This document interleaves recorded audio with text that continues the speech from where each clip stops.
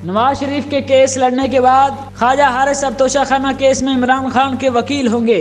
लगता है कि ख्वाजा हारिस ही बस पाकिस्तान के इकलौते कामयाब वकील हैं जो कि सियासतदानों को अदालतों से रिलीफ दिलवा सकते हैं और इनके केस जीत सकते हैं, क्योंकि अब नवाज शरीफ के शदीद सियासी मुखालिफ इमरान खान ने भी तोशाखाना केस में ख्वाजा हारिस की खिदमत ले ली हैं और वो वकालतनामे पर दस्तखत कर चुके हैं, लेकिन आखिरी पेशी तक वो इस केस में अदालत में पेश नहीं हुए हैं। इससे कबल इस मामले में इमरान खान की जानिब से अली जफर एडवोकेट पेश हो रहे थे। उन्होंने ECB के सामने भी दलाइल दिए। अब ख्वाजा हारिस को ट्रायल कोर्ट के सामने साबिक वज़ीर-ए-आज़म के दिफा के लिए रखा जा रहा है और वो इस सिलसिले में कानूनी टीम के अरकान की मीटिंग में शिरकत कर चुके हैं। ताहम PTI के एक सीनियर वकील का मानना है कि PTI इस मुकदमे को ज़्यादा से ज़्यादा इल्तवा में रखना चाहती है। उन्होंने मजीद कहा कि इस तरह के सियासी मुकदमात कानूनी दलाइल पर नहीं बल्कि मुनासिब हिकमत अमली पर भी फैसला करते हैं।